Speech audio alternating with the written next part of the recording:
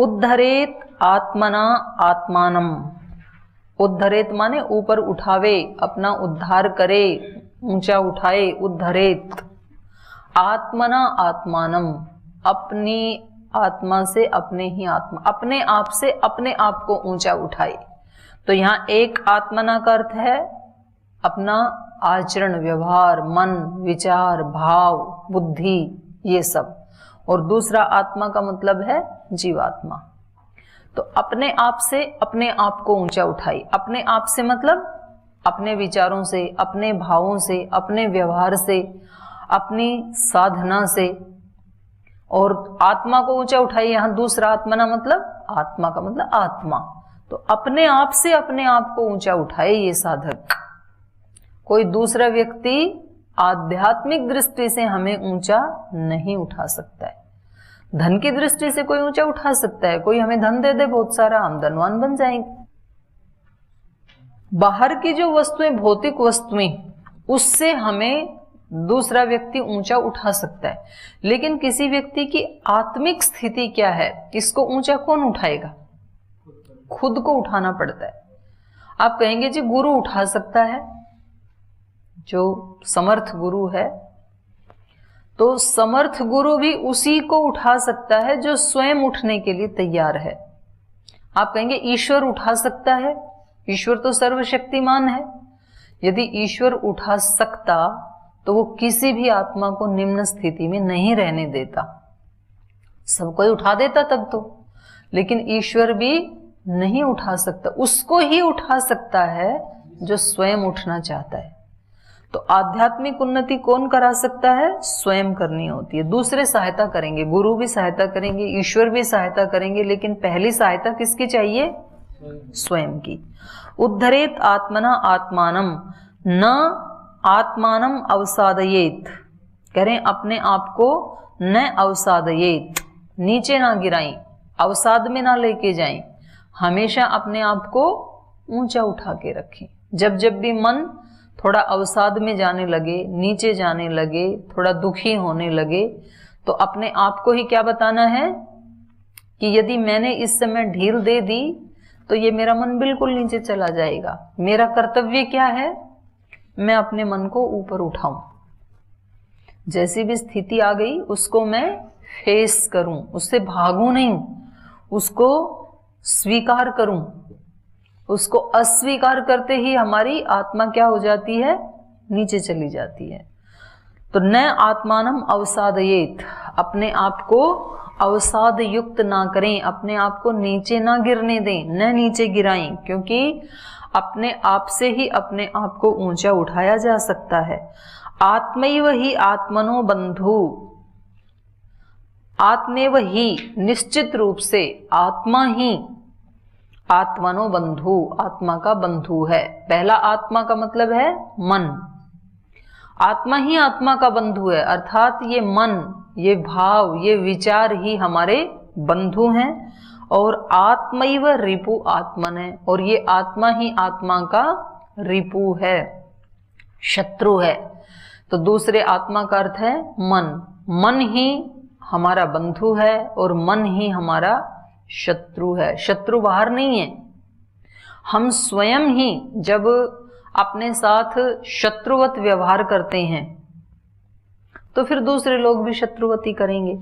और जब हम स्वयं अपने साथ बंधु जैसा व्यवहार करते हैं, अपने मन को अपना सहायक बना लेते हैं, तो फिर दूसरे लोग भी हमारे सहायता करते हैं। तो आत्मा ही आत्मा का बंधु है। जो व्यक्ति अपने आप से प्रीति करता है, जो व्यक्ति कह रही हूं मैं यहां पर, व्यक्ति मतलब मन, और अपने आप से मतलब आत्मा। तो जो अपनी आत्मा से प्रीति करता है, तो आत्मा से प्रीति करने वाला यहां किसको कहा जा रहा है? मन को।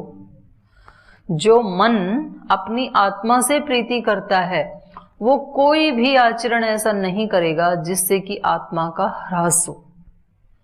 और जो अपने आप से प्रीति नहीं करता है वो सारे आचरण ऐसे करेगा जिससे कि आत्मा का पतन हो।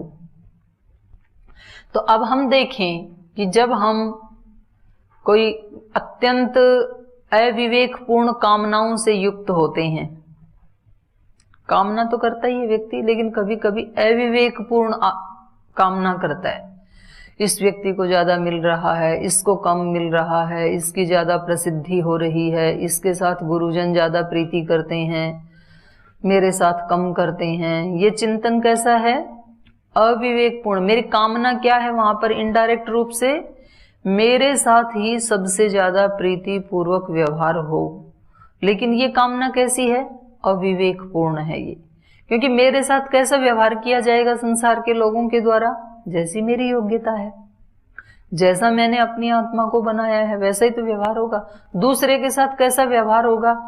जैसी उसकी पात्रता है वैसा व्यवहार होगा।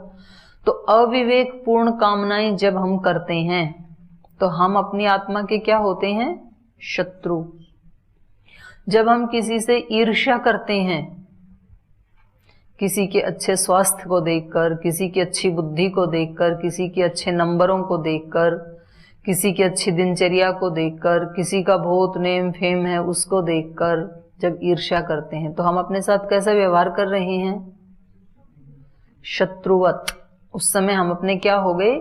शत्रु। क्योंकि ये चिंतन मेरा क्या करेगा? हानि करेगा।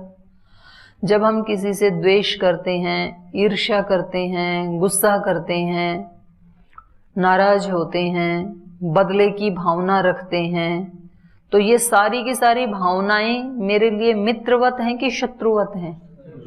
शत्रुवत हैं। इसलिए इन भावनाओं को हटाना है। उस व्यक्ति के ऊपर कृपा कर रहे हैं ऐसा नहीं है कि चलो मैं इन भावनाओं को हटा देता हूं। तो इसको हटा के हमने किसके ऊपर कृपा की? अपने ऊपर कृपा की। तो जब हम बोलते हैं ना कि जी ऐसा तो होता ही नहीं है, क्या करें? होता नहीं है तो अपनी आत्मा को गिराओ। फिर आत्मा को आत्मानम अवसादयेत। और यदि आत्मा को नहीं गिराना है तो फिर व्यक्ति क्या करेगा? उसको मेंटेन करेगा। आप कहेंगे जी खाना खाया ही नहीं जाता है क्योंकि उसको चबाना पड़ता है, बनाना पड़ता है, तो खाना खाने की सामर्थ्य नहीं खाने की सामर्थ्य है तो शरीर को गिराओ। यदि आपको शरीर से प्रीति है, शरीर को ठीक रखना है तो खाना ही पड़ेगा। तो इससे आप खाने के ऊपर उपकार कर रहे हैं या अपने ऊपर उपकार कर रहे हैं? अपने ऊपर उपकार कर रहे हैं। बोल जी हम तो खाने पे उपकार करें कि हम रोज उसको खाते हैं। खाने पे नहीं कर रहे, अपने ऊपर कर रहे हैं। क्योंकि आपको शरीर अच्छा चाहिए और जिसको शरीर अच्छा चाहिए वो बहुत ज्यादा नहीं खाएगा।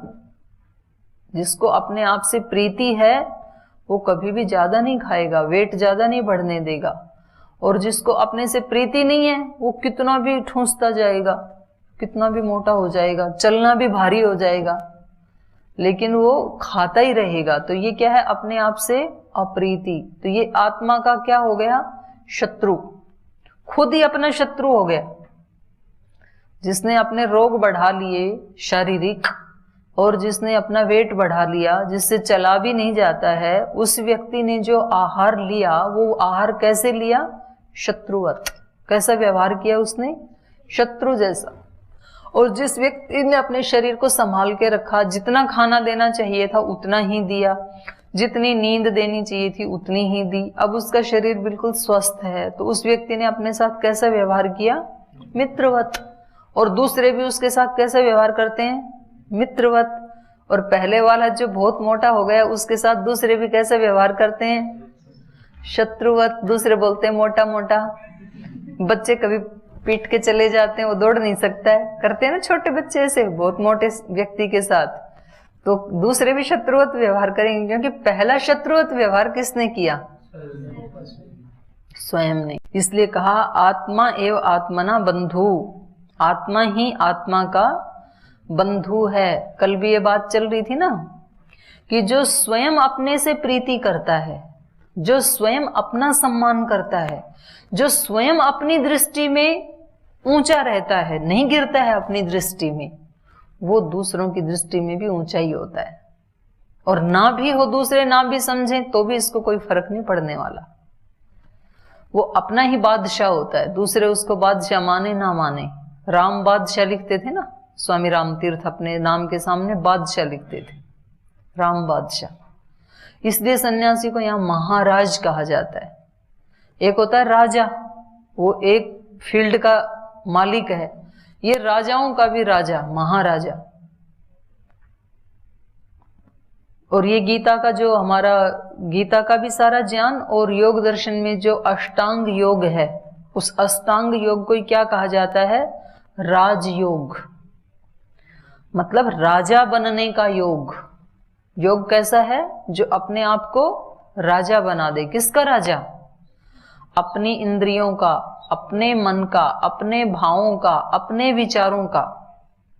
साधक बोलता है कि मन मेरा है, मैं जैसा इससे विचार करना चाहूं वो विचार करेगा मेरा मन, जो मैं नहीं चाहता हूं वो नहीं करेगा। जब मैं इसको रोकना चाहूं ये रुकेगा। हारमोनियम रुकता है ना जब गाना गाते हैं, तो जब चाहते हैं तो गाना गाता है, जब नहीं चाहते हैं तो रोकना चाहें तो रुक जाता है। ऐसे ही मन भी रुक जाता है साधकों का, जब वो कहते हैं कि अब 1 घंटा कोई विचार नहीं उठाना, अब मैं ईश्वर के साथ अपने आप को तल्लीन कर रहा हूं, तब नहीं आते हैं। वो रोक दिया तो रुक जाते हैं, लेकिन उसको रोकने की वो प्रैक्टिस करते हैं, पहले अभ्यास करते हैं। अभ्यास से होता है, ऐसे एक दिन में नहीं होता। एक दिन में हारमोनियम से स्वर नहीं निकलते ना, कई दिन अभ्यास करते हैं। उसके बाद उंगली को देखने की भी जरूरत नहीं, वो देखता उधर है, उंगली इधर चल रही है, स्वर सुंदर निकल रहा है। ये क्या है? अभ्यास। अभ्यास ऐसे होता है। ऐसे ही मन को भी अभ्यास किया जाता है। और अभ्यास कितनी देर करना है रोजाना? रोजाना कितनी देर अभ्यास करना है? शास्त्र के अनुसार 3 संध्या है। कितना अभ्यास करना है मन का प्रतिदिन? है जी, हर पल करना है। त्रिकाल संध्या, द्विकाल संध्या या एक काल संध्या से नहीं बात बनने की, प्रतिपल अभ्यास करवाना पड़ेगा इसका। पढ़ते समय भी, पढ़ाते समय भी, खाते समय भी, टहलते समय भी, व्यायाम के समय भी, जागते समय भी, सोते समय भी। रात को मंत्र क्यों बोले जाते हैं? उस समय भी ट्रेनिंग दी जा रही है कि आपको कैसे सोना है। मन को, मैं तो सो रहा हूं, शरीर तो सो रहा है, पर मेरे मन आपको किस स्थिति में रहना है? एक भी अशिव संकल्प नहीं उठाना है आपको, उसको ट्रेनिंग दी जा रही है, अभ्यास करवाया जा रहा है मन का। सोते समय भी उसको खुला नहीं छोड़ा जा रहा है कि अब आपकी छुट्टी, सुबह तक आपको जो चाहे वो विचार उठाना, आप ऐसे नहीं कहा जा रहा उसको। प्रतिपल उसकी ट्रेनिंग करवाई जा रही है। और फिर ये इतना ट्रेंड हो जाता है कि जब रोकना चाहिए रुक जाता है। तो ऐसा मन आत्मा का क्या है? बंधु। और जिसकी ट्रेनिंग नहीं हुई वो मन कैसा है? आत्मा का शत्रु। तो हम स्वयं ही स्वयं के बंधु या स्वयं ही स्वयं के शत्रु होते हैं। आत्मा ही एव आत्मनो बंधु, आत्मैव रिपु आत्मनः। इसलिए शत्रु कहीं बाहर ढूंढने मत जाना, ब्लेम करने किसी बाहर मत जाना किसी दूसरे को कि उसके कारण ऐसे हुआ। मेरा सम्मान, मेरा सुख, मेरा समृद्धि, ये सब किसके हाथ में है? मेरे हाथ में है। मैंने ही ऐसा आचरण किया लोगों के सामने, कई बार किया, कि वो लोग मेरा सम्मान नहीं करते हैं, तो मैंने खुद ही खो दिया ना अपना सम्मान। वो तो करते थे, लेकिन मैंने ऐसे, कभी उनके सामने मैंने बहुत गुस्सा किया, कभी मैंने उनके सामने बहुत बुरे बुरे शब्द बोले, कभी मैंने उनके सामने ही जो नहीं खाना चाहिए था वो खा लिया। कुछ तो ऐसा व्यवहार किया उनके सामने जिनकी दृष्टि में मेरा सम्मान था वो सम्मान चला गया। तो इसके लिए जिम्मेदार कौन है? मैं।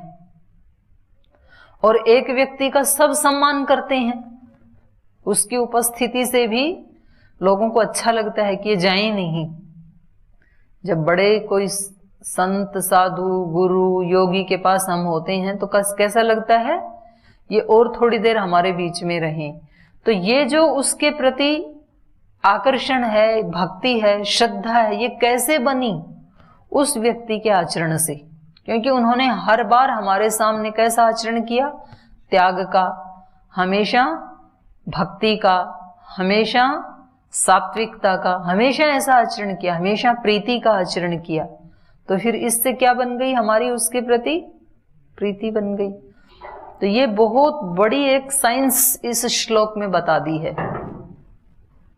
देखने में छोटा सा श्लोक है, आत्मा ही एवं आत्मनो बंधु, आत्मा ही आत्मा का बंधु है, हमारा मन ही हमारा बंधु है। आत्मेव रिपु आत्मन, स्वयं ही स्वयं का रिपु है, शत्रु है। तो अब ये हमारे ऊपर ही तय करता है कि हमें हमारा बंधु बनना है या हमें हमारा शत्रु बनना है। तो हम ये नहीं कह सकते कि जी ये तो हो नहीं सकता है, ऐसा चिंतन तो हमेशा हो नहीं सकता है। यदि आपको अपना बंधु बनना है तो हमें अपना चिंतन वैसा बनाना ही पड़ेगा। हम ये नहीं कह सकते हैं कि जी दूसरे अच्छा आचरण करें तो फिर तो मैं अच्छा ही रहूं। दूसरे उनको जो अच्छा लग रहा है वो करेंगे, लेकिन मुझे कैसा करना है जिससे मेरी आत्मा का उत्थान हो, वो मुझे करना है।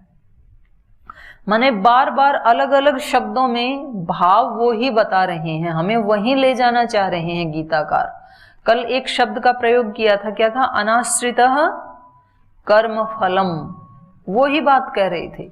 कर्म फल का आश्रय लेकर के कर्म नहीं करता योगी। कैसे करता है? अनाश्रित कर्म फलम। जैसे खेत बोया और खेत में पशु आकर के सब खा गए तो फल तो मिला नहीं। फसल किस लिए बोई थी? कि ज्यादा अन्न मिले, अन्न तो मिला नहीं। तो अब इस फल का आश्रय यदि ये लेगा तो अगली बार खेती नहीं करेगा, क्योंकि फल मिला ही नहीं ना। और यदि फल का आश्रय लेकर के नहीं कर रहा है तो बोलेगा मैं किसान हूं, मेरा काम है खेती करना, देना ईश्वर के हाथ में है।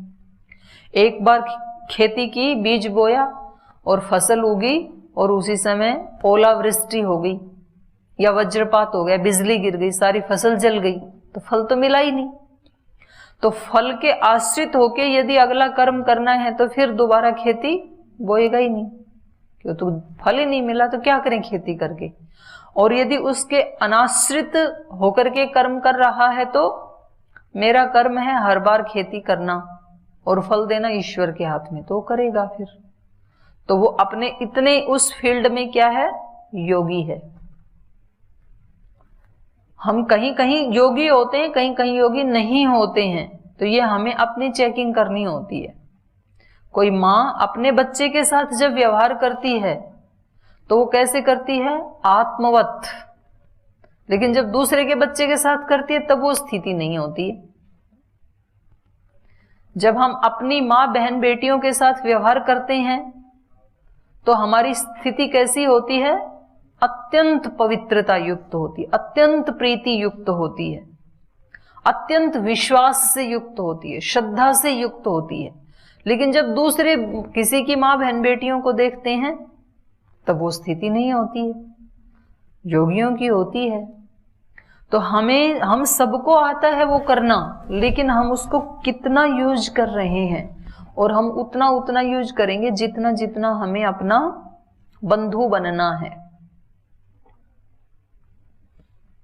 और जितना जितना हम वैसा नहीं करते हैं उतने में हम क्या होते हैं? अपने शत्रु होते हैं।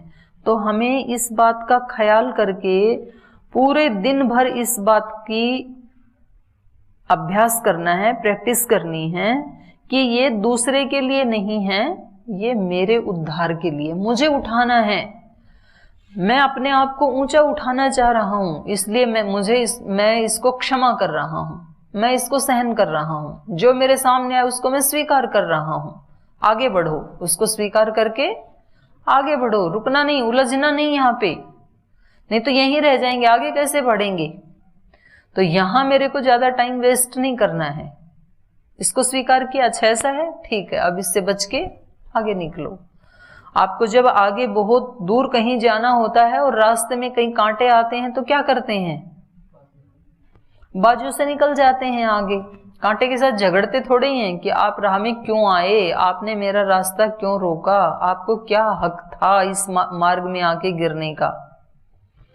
और बाजू में भी रास्ता नहीं है तो क्या करोगे? छलांग मार के चले जाओगे। बहुत बड़ा है, छलांग भी नहीं मार सकते तो क्या करोगे? जूता पहन के चले जाएंगे, हटा भी नहीं सकते हैं। अपने पैर में जूता डालो, जो पड़ा है पड़ा रहने दो, हमें तो आगे जाना है ना। तो कभी हमारे सामने ऐसी परिस्थिति होती है हम उसको हटा भी नहीं सकते हैं। कुछ ऐसे लोग होते हैं ना हमारे जीवन में आसपास, तो आप कहोगे कि इनको हटाओगे कैसे? हटाने का काम तो स्वामी जी का है, आप नहीं हटा सकते, वो तो आपके साथ ही रहेंगे। तो उनसे बच के निकल जाओ, उनसे मत टकराओ।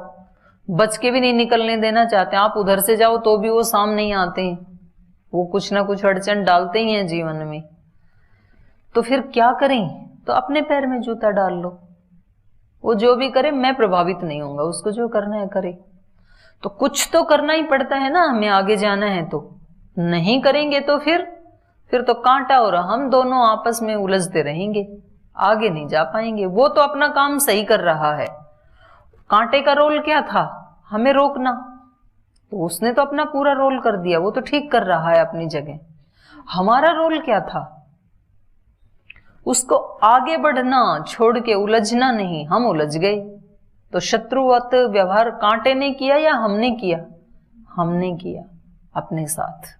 वो अपनी जगह ठीक था, वो परीक्षा ले रहा था, उसका तो काम ही था बैरिकेड लगाना, उसने ठीक किया। तो कुछ लोग हमारे जीवन में ऐसे आते हैं और हम उसको क्या मान लेते हैं? शत्रु। वो शत्रु नहीं है, वो तो अपना काम ठीक कर रहे हैं, वो हमें आगे बढ़ाना चाहते हैं, वो हमारी सामर्थ्य को बढ़ाना चाहते हैं, वो हमारे धैर्य को बढ़ाना चाहते हैं, वो हमारी सहनशीलता को बढ़ाना चाहते हैं, वो हमारे विवेक को बढ़ाना चाहते हैं। हम बढ़ा नहीं रहे हैं, हम वहीं उलझ जाते हैं। तो फिर वहीं उलझे ही रह जाते हैं, फिर कभी वर्षों तक, कभी जन्मों तक, कभी कई जन्मों तक वही सिचुएशन में उलझते चले जाते हैं। इसलिए उसको फेस किया, आगे बढ़े।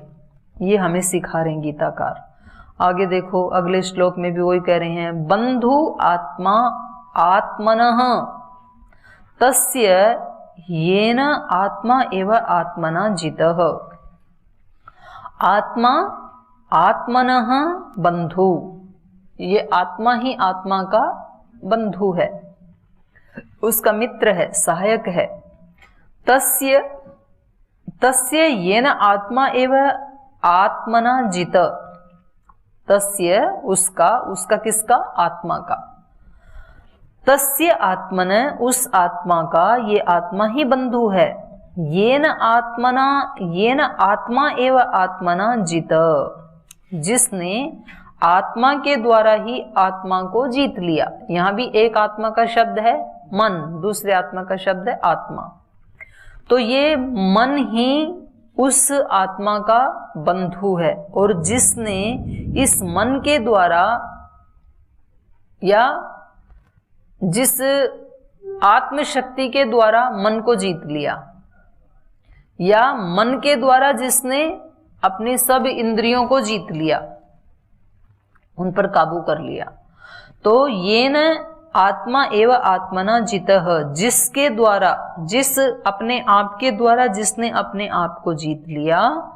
अनात्मनस्तु शत्रुत्वे, अनात्मन, जिसने आत्मा को नहीं जीता, उसका, जिसने अपने आप को नहीं जीता, जिसने अपने मन को नहीं जीता।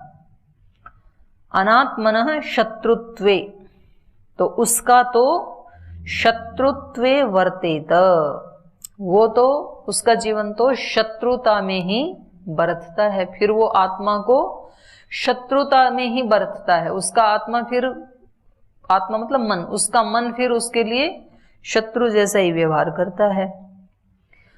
आत्मा एवं शत्रुवत, जो अनात्मन है, अनात्मन है मतलब जिसने मन को नहीं जीता, जो पराजित मन वाला है।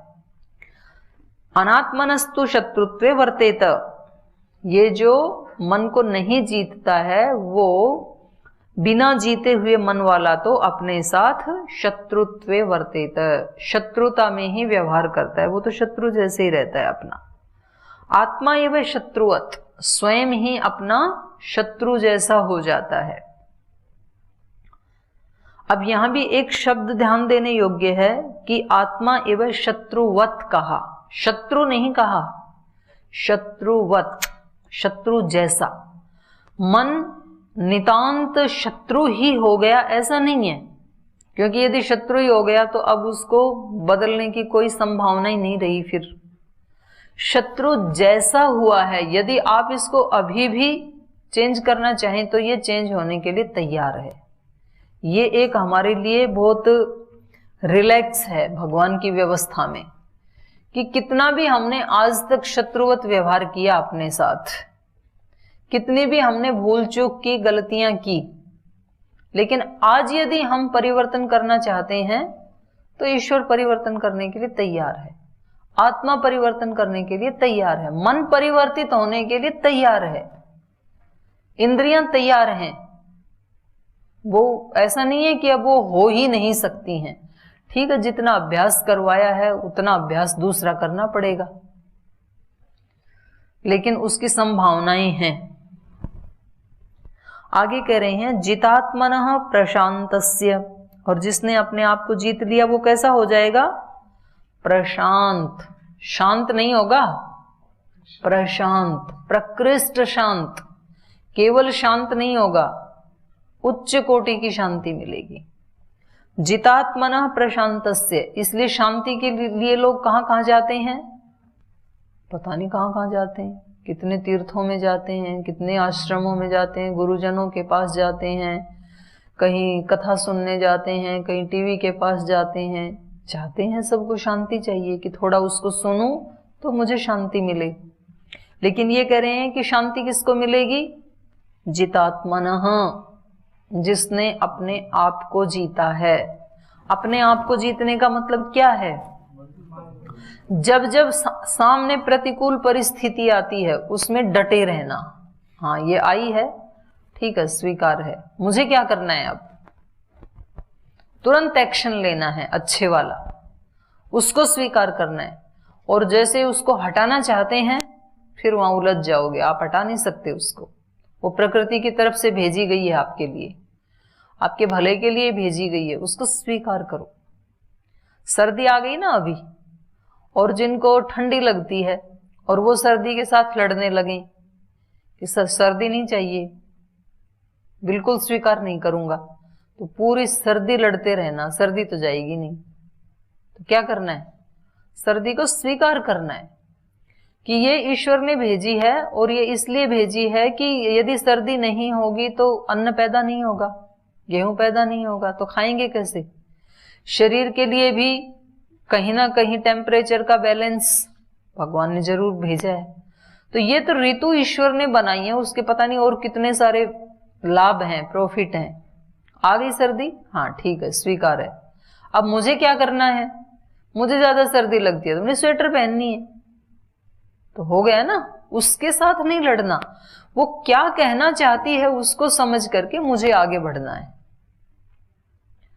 तो जितात्मनः प्रशांतस्य, जीतना अपने मन को है, दूसरे को नहीं। जितात्मनः प्रशांतस्य परमात्मा समाहित, और जिसने अपने मन को परमात्मा में समाहित कर दिया है, जिसका मन हमेशा कहाँ लगा रहता है?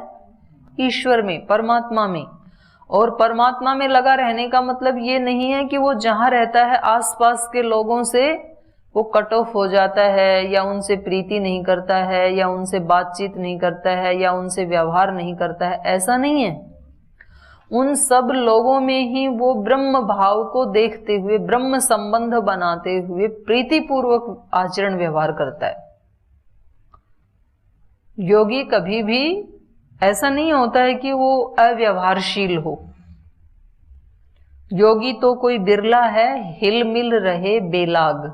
कई बार बोला है ना मैंने, ये सुना है, स्वामी सोमानंद जी महाराज जी की वो है पंक्ति है।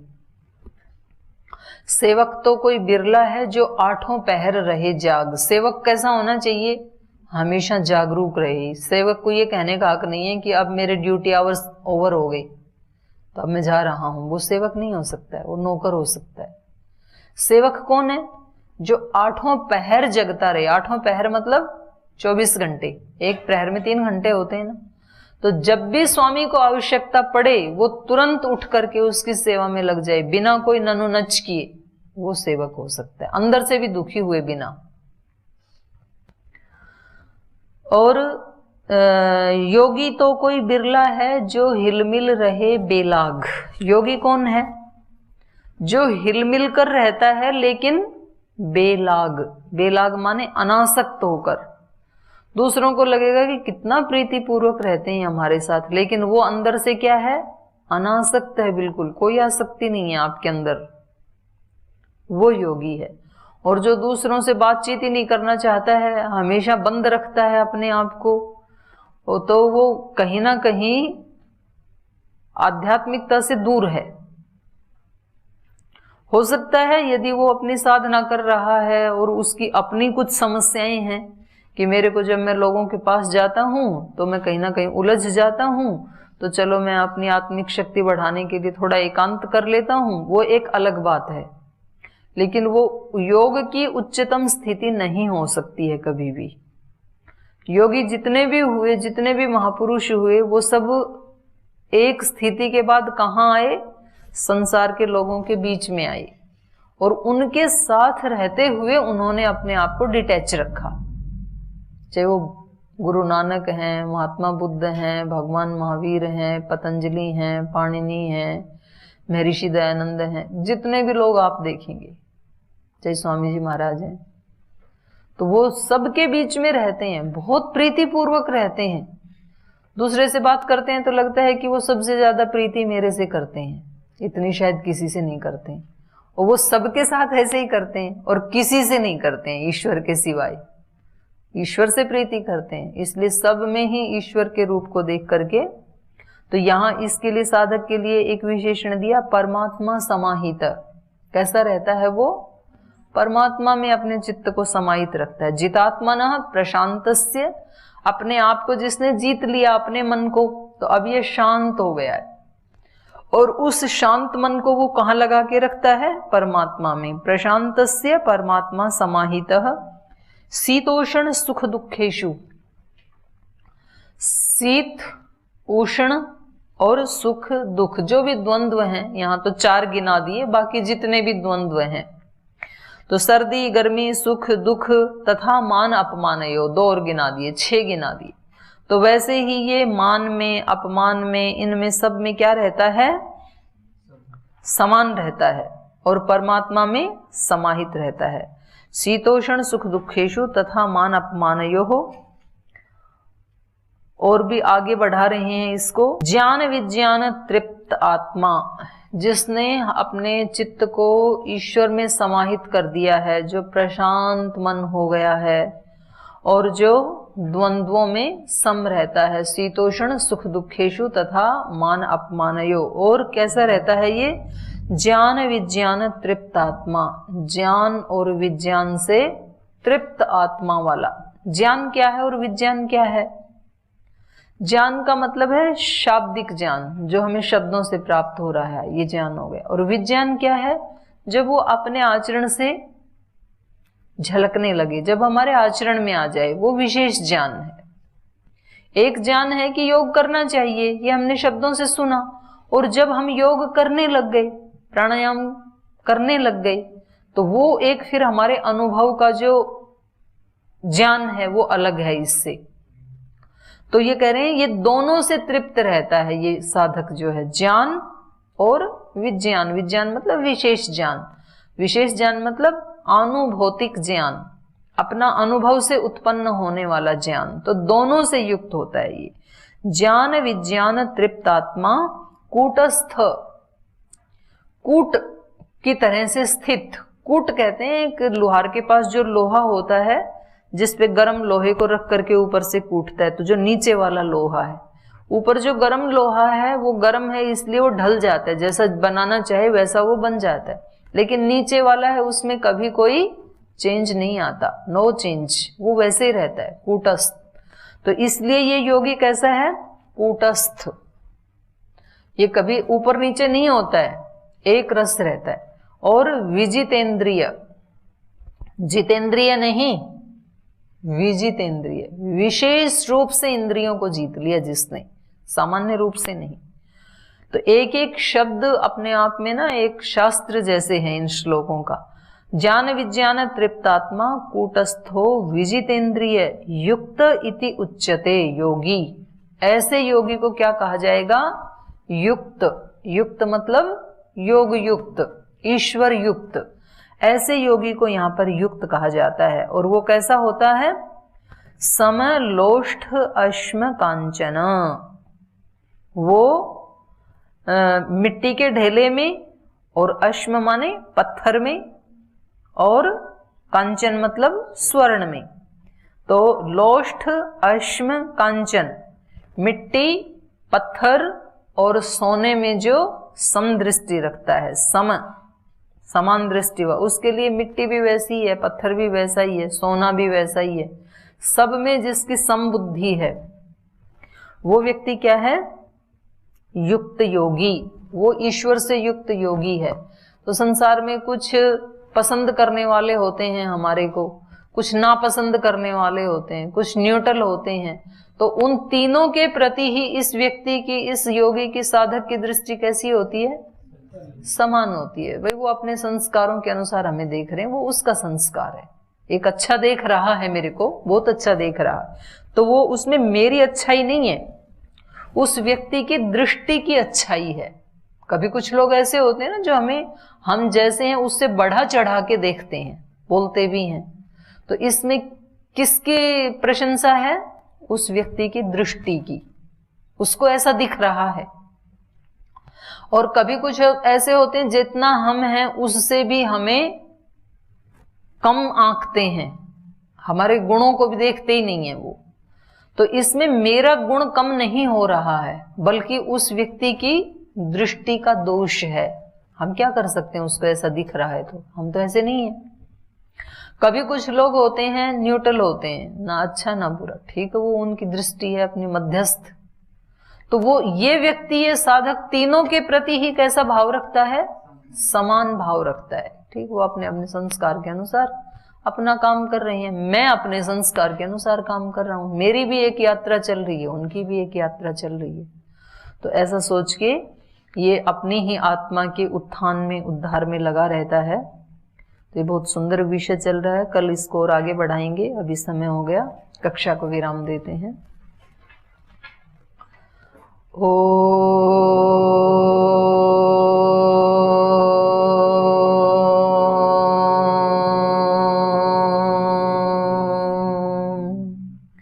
शांति शांति शांति। श्री गुरुभ्यो नमः।